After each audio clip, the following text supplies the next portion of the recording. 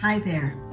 Thank you so much for joining me today. I appreciate you checking out my channel. The piece that I'm about to present is regarding the tragic death of a young woman by the name of Shanquella Robinson. Many of you may already know of this case, but I know that there are so many that probably don't. Shanquella Robinson traveled to Cabo San Lucas, Mexico, with several of her friends to celebrate her 25th birthday. The day they arrived, her parents received a call that Shanquella had passed. Evidently, she was the victim of alcohol poisoning.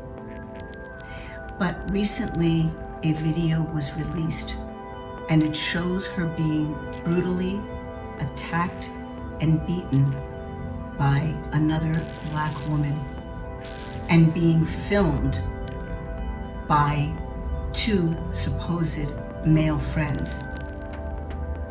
It is a very, very heinous and horrifying video to watch. I have chosen to present it because I think it is so imperative that we see and stop ignoring the level of Black on Black hatred and crime that exists in America and in our communities. It is something that is often denied and rejected by the mainstream media because they have an agenda. They want to keep the racism going in America. They want to keep the Black and white hatred element as the forefront of why there are so many problems in the country. But there is no denying that the Black on Black crime is completely disproportionate to any other race in the country. And this very, very disturbing case exemplifies that. You'll see from what I'm going to share that Shanquella Robinson was a beautiful young woman. Her family expressed that she was very kind, very loving, and that she had friends that truly, truly cared about her. However, sadly, that was not the group that she traveled with. So let me share with you exactly what transpired on that day. Again, you can see what a beautiful young woman she was.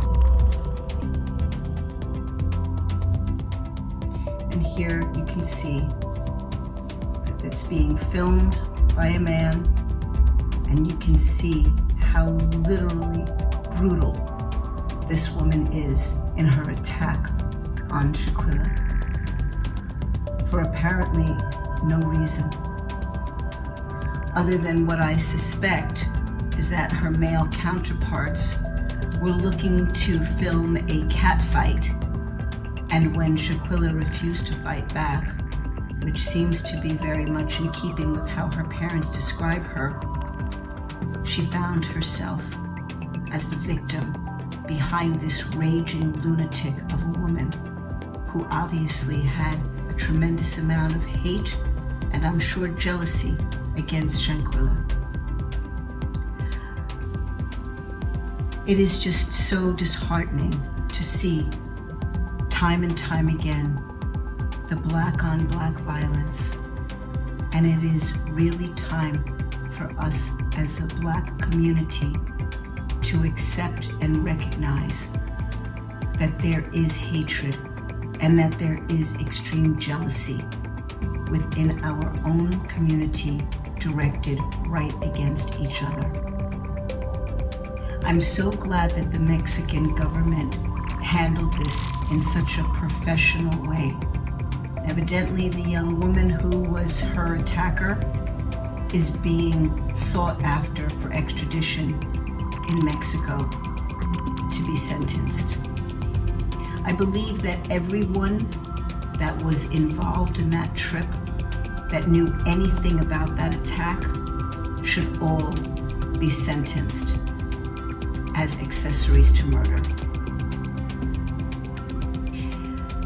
I believe that within the Black community, we suffer so much dissension against each other for a number of reasons.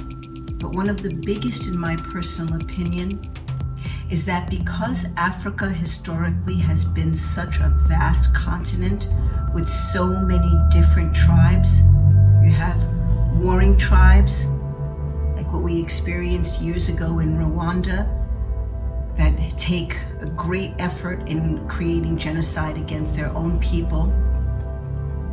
And you have good tribes, like the Maasai people, who are peaceful and loving. And so I believe that it is highly probable that although the color of our skin is dark, we are coming from different DNA strains of these tribes. And I believe that this is one of the reasons why even modern day Blacks find it so difficult to have a like-minded sense about community and what it means to be a Black person. It is so obvious throughout the news that is allowed to be shown these days that the Blacks are, unfortunately, the group that are creating the most violent crimes. And I'm sorry for anyone that feels that this is an affront on the Black community by what I'm stating. As a Black woman myself, I have suffered from the jealousy of others, disliked for my looks, disliked for my good hair, disliked for the way that I speak. I was labeled an Oreo when I was in high school because the other Black women felt that I was dark on the outside, but white inside. I was raised by a mother who was very strict and wanted my sister and me to be the most internationally minded women that we could possibly be.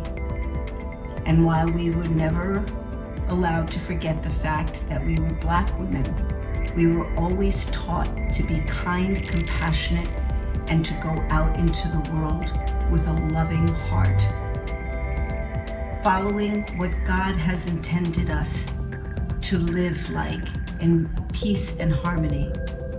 But again, I suffered the bullying from other Black girls in high school. And you know what? I accepted it. That they were just in a very unhappy and negative place. And the people that became my friends, the girls that became my friends, were wonderful, loving people. And they, like me, did not see color, but the quality of someone, their morals, their compassion, their kindness. So, on that note, I just want to say that I extend my deepest sympathies to Shanquella Robinson's parents and her true friends. And I pray that the people that did this to her, especially the woman that beat her so violently, receives a sentence that puts her in a state of darkness that she will never see the light of day again. And again, that everyone that was on that trip, that was aware of what transpired, should be sentenced as well as accomplices to murder. On that note, again, thank you for being here. Thank you for checking out my channel. Thank you for allowing me to share this. And until next time, be well and God bless. Hi. Thanks so much for checking out this video. I hope you appreciated the content, and if so, please like and comment, and I would greatly appreciate it if you would subscribe to this channel. You will find constantly up-to-date, provocative information that'll get your mind going. And if you like the t-shirt, you can purchase it via my Etsy shop at kslayit.com. Thanks again. See you next time.